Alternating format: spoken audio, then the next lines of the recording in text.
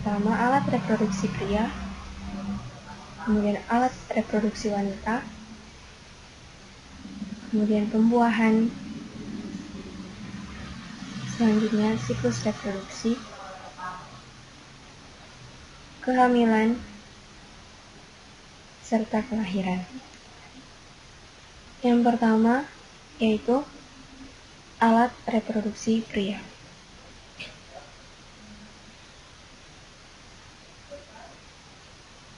Sperma diproduksi dan disimpan dalam alat reproduksi pria. Anda bisa melihat bagian sistem reproduksi pria.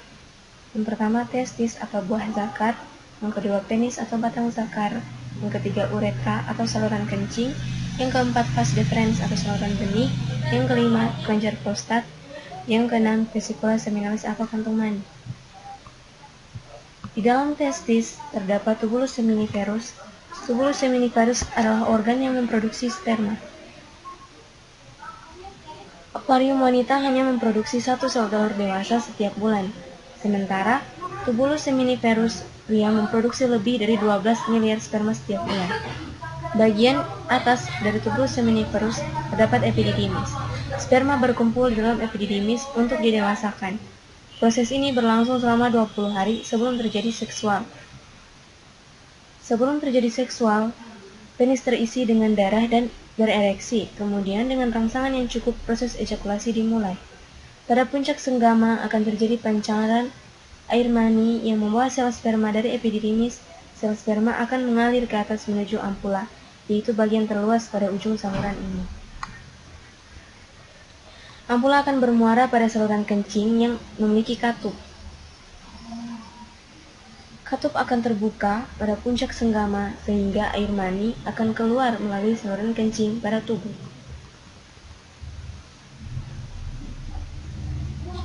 Selanjutnya, alat reproduksi wanita. Untuk memahami proses reproduksi telur, mari kita lihat beberapa organ reproduksi wanita atau alat kelamin wanita. Ini adalah uterus atau rahim, kemudian tuba falopi, atau kemudian ovarium atau indung telur, dan vagina atau mulut rahim. Mari kita perbesar ovarium untuk melihat perkembangan telur. Kita bisa melihat dalam ovarium di sebelah kiri gambar kiri. Gambar berwarna ungu adalah sel telur yang sedang berkembang semenjak dilahirkan. Semua sel telur yang dimiliki oleh wanita tersimpan dalam ovarium dan dalam keadaan tak berkembang. Hormon dari otak memerintahkan ovarium untuk memproduksi folikel, di mana folikel yang dominan akan melepaskan sel telur dewasa untuk pembuahan. Ini merupakan folikel yang berkembang dalam ovarium. Folikel adalah sekumpulan sel yang mengelilingi telur dan menyuburkannya. Pada masa ini, selaput rongga rahim menebal untuk persiapan pertumbuhan sel telur yang telah dibuahi untuk menjadi janin atau jabang bayi. Selain itu, ovarium menghasilkan hormon estrogen dan progesteron. Bila kadar estrogen mencapai puncaknya, maka hormon ini akan memberi umpan balik pada kelenjar di otak untuk melepaskan atau menghentikan LH untuk menyiapkan telur. Untuk menyiapkan telur dalam pembuahan, FSH mulai membagi materi genetiknya. Ini tanda dimulainya siklus reproduksi. Folikel kemudian melepaskan hormon estrogen yang membuat lapisan uterus dapat menerima telur yang telah dibuahi dalam perjalanannya. Menuju uterus, ada 2 hal yang dapat terjadi pada telur: dibuahi sel sperma atau tidak.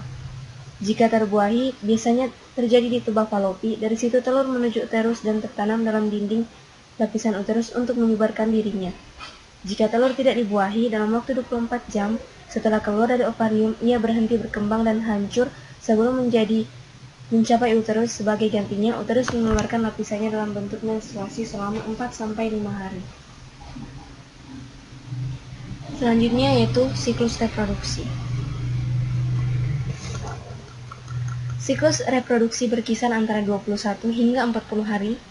Hanya sekitar 10-15 wanita yang memiliki siklus 28 hari.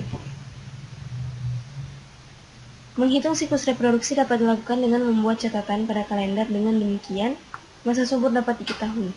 Hal ini sangat berguna kapan masa subur dan ovulasi terjadi. Setiap bulan pada hari kelima siklus reproduksi, selaput rongga rahim mulai tumbuh dan menebal, sebagai persiapan terhadap kemungkinan terjadinya kehamilan.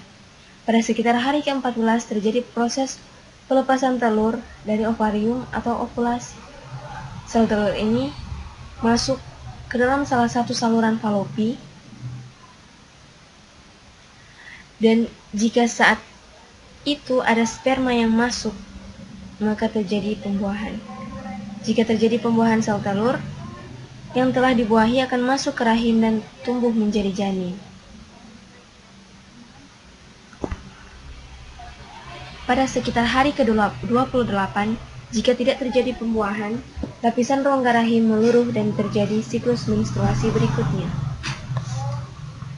Selanjutnya, pembuahan. Jutaan sperma dilepaskan ke dalam satu kali ejakulasi saat puncak senggama. Setelah dipancarkan ke dalam mulut rahim, sel sperma bergerak ke dalam rongga rahim dan saluran telur untuk mencapai sel telur yang matang dan siap dibuahi. Dari jutaan sperma yang dipancarkan, hanya beberapa yang dapat bertahan hidup mencapai indung telur dan hanya satu yang akan bertahan hidup mencapai indung telur. Sperma kemudian menetrasi dinding sel telur, kemudian mengkombinasikan materi genetiknya dengan sel telur dan dalam proses yang disebut pembuahan.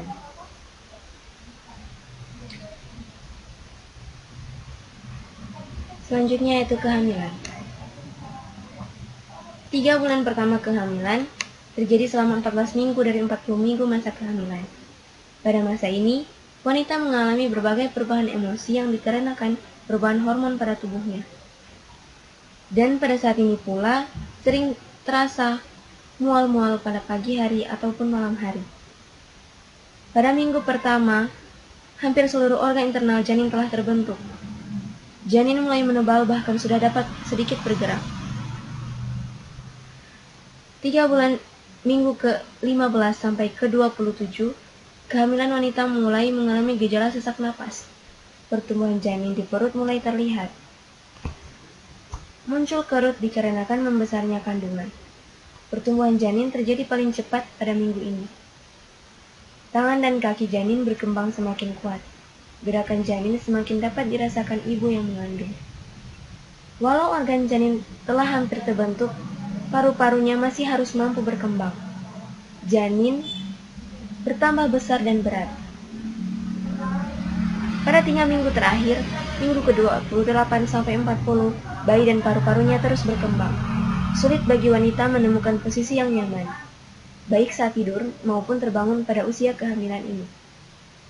Pada akhir minggu ke-40, bayi terdorong ke bawah. Hal ini tanda bahwa persalinan akan segera dimulai.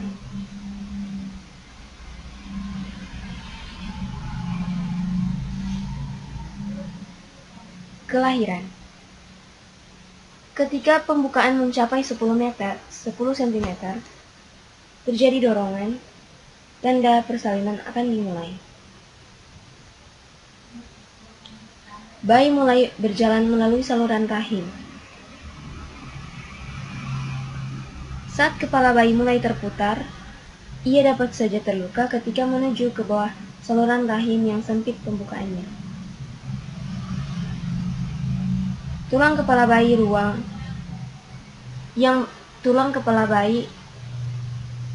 dalam ruang yang bernama fontanel. Ia membuat kepala bayi memanjang dan cukup untuk keluar melalui saluran rahim. Kepala dan pundak bayi disanggah, sementara bagian tubuh lainnya keluar dengan mudah. Ketika keluar, kepala bayi secara otomatis kembali ke ukuran normalnya.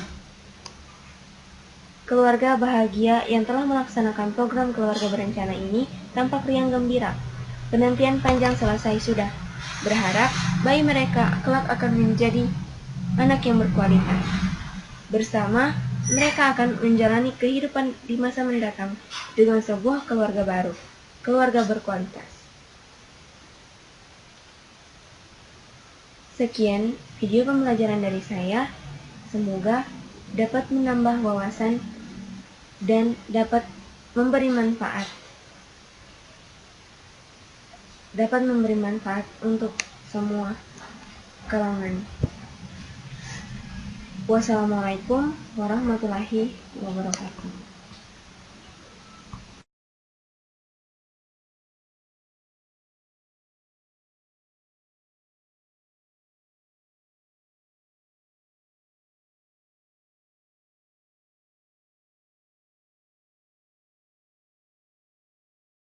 Sekian video pembelajaran dari saya. Sampai bertemu lagi di video-video pembelajaran berikutnya. Semoga bermanfaat. Wassalamualaikum warahmatullahi wabarakatuh.